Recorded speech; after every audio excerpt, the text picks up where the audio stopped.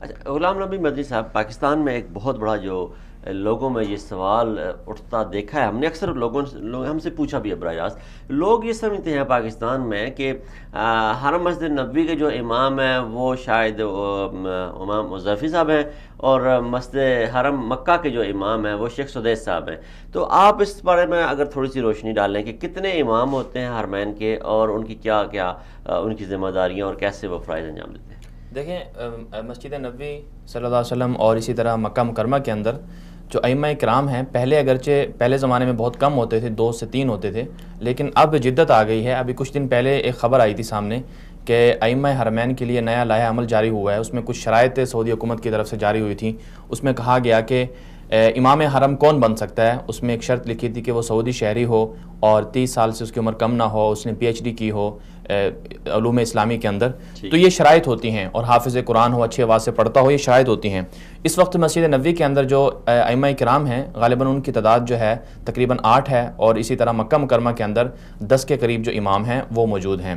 یہ جو امام کعبہ گئے ہیں شیخ عبداللہ الجوہنی، یہ اصل میں تعلق رکھتے ہیں مدینہ میں پیدا ہوئے ہیں. 1976 کے اندر پیدا ہوئے تھے، اور انہوں نے پھر مدینہ منورہ کے اندر جو مشہور یونیورسٹی ہے مدینہ یونیورسٹی، وہاں سے انہوں نے اپنی تعلیم بھی مکمل کی، اور پھر اس کے بعد اعزازی نمبروں سے تعلیم مکمل جی کی. ان کو یہ اعزاز بھی حاصل ہے کہ انہوں نے 21 سال کی عمر میں مسجد نبوی کے اندر رسول پاک صلی اللہ علیہ وسلم کے مصلی کے اوپر تراویح کی امامت شروع میں کروائی، اور پھر جو 4 بڑی مسجدیں ہیں ان میں بھی ان کو امامت کی اعزاز مل چکا. جی، قبلتین حرم مسجد نبوی اور حرم مکہ میں. جی 2005 میں پھر یہ متعین ہوئے تھے مکہ مکرمہ کے اندر، وہاں پھر یہ امامت کروا رہے ہیں، اور خطیب بھی ہے وہاں کے.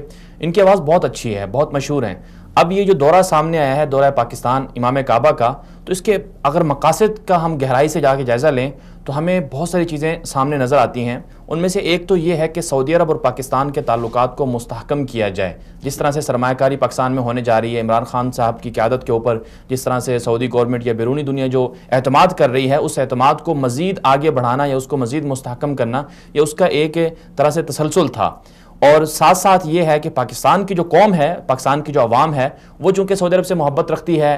سعودی عرب سے محبت رکھنے کی اس کی اصل جو وجہ ہے وہ صرف اور صرف حرمین شریفین ہے، اور حرمین شریفین سے جڑا ہوا ہر وہ شخص جو وہاں پر امام ہے، خدمت کر رہا ہے یا وہاں کی دیکھ بھال کر رہا ہے، تو وہاں ان کی قدر جو ہے پاکستان کے اندر بہت زیادہ ہے. یہی وجہ ہم نے دیکھا امام کعبہ نے کوئٹہ حملے کی بھی مذمت کی اور کہا کہ افسوسناک واقعہ ہے. پھر یہ بھی کہا کہ عوام کے اندر جو ہے فرقہ واریت، اس طرح کی جو چیزیں ہوتی ہیں اس کو ختم کرنا چاہیے، عوام کو ایک دوسرے کے قریب لانا چاہیے. وہ ان کے ہاں کوئی فرق نہیں ہے، بریلوی، دیوبندی، اہل حدیث، یہ سب کے ہاں وہ جاتے ہیں. تو یہ اچھا پیغام گیا میں سمجھتا ہوں اس میں.